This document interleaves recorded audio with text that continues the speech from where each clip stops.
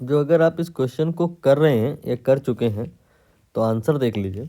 इसका आंसर आएगा option B, this one. Question क्या है, यहाँ पे एक ग्राफ दिया हुआ है, कौन सी सिचुएशन के कॉरस्पॉन्डिंग है ये नहीं बताया। करस्पॉन्डिंग टू दैट ऑप्शन दिए हैं, दीज आर द सिचुएशन। कोई एक सिचुएशन के करस्पॉन्डिंग है ये ग्राफ। हमें सिचुएशन आइडेंटिफाई करनी है, तो हमें यहाँ पर चारों ही सिचुएशन के करस्पॉन्डिंग ग्राफ डिस्कस करना होगा। पहली सिचुएशन क्या है, मतलब पहला ऑप्शन क्या है, electric field of a uniformly charge sphere. तो यहाँ पर हम एक यूनिफॉर्मली चार्ज स्फीयर एज्यूम करेंगे। This one here is uniformly charge sphere, ये उसका सेंटर है। उसकी वजह से जो इलेक्ट्रिक फील्ड का ग्राफ होता है वो कैसा होता है, ये आपको जानकारी होगी कि आउटर रीजन के लिए इस स्फीयर को एक पॉइंट चार्ज के जैसा एज्यूम कर लिया जाता है, यानी कि इस जगह के बाद जो ग्राफ होगा वो KQ/R² के बराबर का होगा, यानी कि यू कैन से ऐसा, ठीक। और अंदर के जो पार्ट में होता है वेरिएशन इलेक्ट्रिक फील्ड का, वो कैसा होता है, वो होता है लीनियर। मतलब सेंटर पे 0 और जैसे जैसे सरफेस की तरफ जाएंगे तो वैल्यू लीनियरली इंक्रीज करेगी। ये ग्राफ हो गया E versus R for uniformly charge sphere. अब V का ग्राफ कैसा होता है, इसी के लिए V मतलब पोटेंशियल।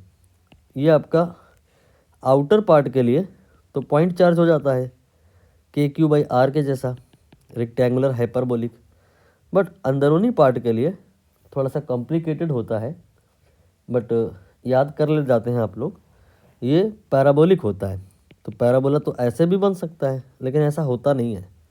ये आपका इस तरह का पैराबोला होता है, you can say opening downward. अब यहाँ पर बात हुई है, कुछ और ऑप्शंस हैं जैसे कि ये और ये, इसमें सेल की बात हो रही है। Means we can say that कि अब हमारे पास में हॉलो स्फीयर नहीं है, सॉलिड स्फीयर है। सॉरी, सॉलिड स्फीयर नहीं है, हॉलो स्फीयर है। ये हमने हॉलो स्फीयर बनाया। इसकी वजह से जो इलेक्ट्रिक फील्ड का वेरिएशन होता है वो कैसा होता है, ये आपको पता होगा।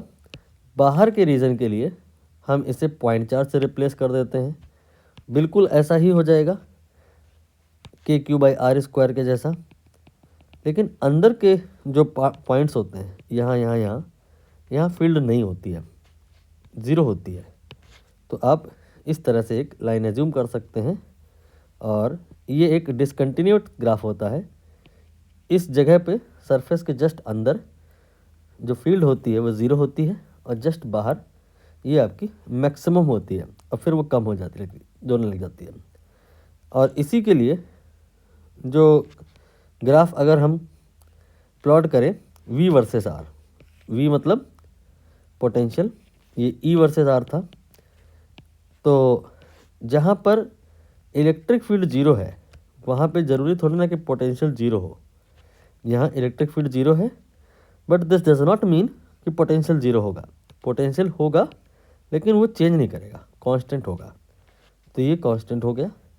और इसके बाद आगे like point charge, you can say ये कहानी बिल्कुल इससे मैच करेगी। और अब जो आपको ये ग्राफ दिया गया है क्वेश्चन में, देख लीजिए 1 2 3 4 में से कौन वाले से मैच हो रहा है, दिस वन। मतलब ये V और R के बीच का ग्राफ है और सेल के लिए है। तो V का ग्राफ है, सेल के लिए है, बी ऑप्शन करेक्ट हो गया।